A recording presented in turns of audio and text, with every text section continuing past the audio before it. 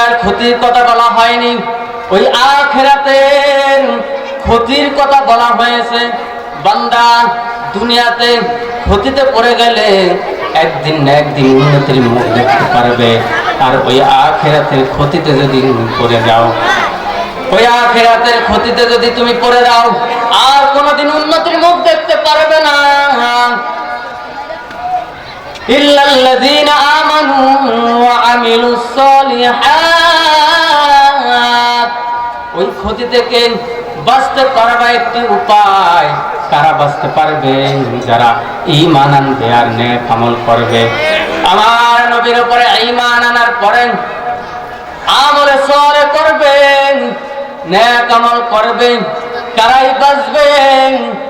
আমলে সালেহ বলতে কি বুঝায়? বান্দা আমরা মনে করি নেক আমল, নামাজ রোজা হজ যাকাত, নামাজ রোজা হজ যাকাত ভালো কাজকে আমলে সালেহ। আপনারা কি বোঝেন আমলে সালেহ কাকে বোঝেন? আমলে সালেহ নেক আমল, নামাজ রোজা হজ যাকাত, এটাই তো আমলে সালেহ, তাই না? আমলে সালেহ বান্দা, আমলে সালেহ কি বুঝায়? আল্লাহর বিধানকে সম্পূর্ণ মানা, সবগুলো আল্লাহর বিধানকে মানাকে, আর সবগুলো নিষেধকে ছাড়াকে, আল্লাহর বিধান সব মানা, পরিপূর্ণ মানা হলে আমলে সালেহ। আমরা পরিপূর্ণ মানতে রাজি না, সবগুলো মানতে রাজি না। বান্দা ঈমান আনার পরে, ঈমান আনবো কি করেন? আল্লাহর নবীর উপরে ঈমান আনার পরে যখনই নেক আমল করবে, আমলে সালেহ করবে, তবে এই ক্ষতি থেকে বাঁচতে পারবো। কেমন ক্ষতি হবে? ইল্লাল্লাযীনা আমানু ওয়া আমিলুস সালিহাত, ঈমান আনার পরে নবীজি মুহাম্মদ সাল্লাল্লাহু আলাইহি ওয়াসাল্লাম ঈমানের সংখ্যা দিয়েছেন। আবু জাহেল, উতবা, শাইবা, আবু লাহাব, ওলীদ ইবনে মুগীরা ঈমান আনতে পারে নাই। নবীজির চাচা আবু তালেব ঈমান আনতে পারে নাই।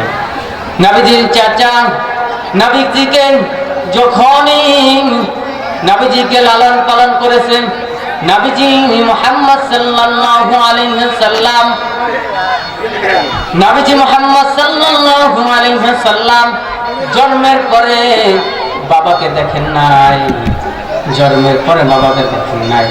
মক্কার জমিনে গলিতে গলিতে ছোট ছোট বাচ্চাদেরকে মা আদর করেন, অন্যান্য বাচ্চাদেরকে মা খাইয়ে দেয়, বাবা আদর করে, বাবা খাইয়ে দেয়।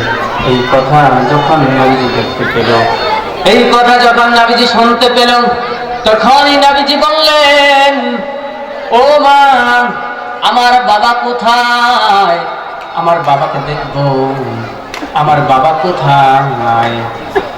নবীজি মা আমেনা রাদিয়াল্লাহু তাআলা আনহা ডেকে বললেন, ও মুহাম্মদ, তোমার বাবা ওই মদিনায় ঘুমিয়ে আছেন। তখন মক্কা থেকে মদিনায় নিয়ে চলে গেলেন নবীজির বাবার কবর দেখার জন্য। নবীজি বাবার কবর জিয়ারত করে যখনই মক্কার পাশে একটা জায়গা, এবং ওই জায়গায় নবীজির মা ইন্তেকাল হয়ে যায়। নবীজির মা ইন্তেকাল হওয়ার পরে দাদার কাছে বড় হতে লাগলেন। 8 বছর বয়সে দাদাও ইন্তেকাল হয়ে যায়।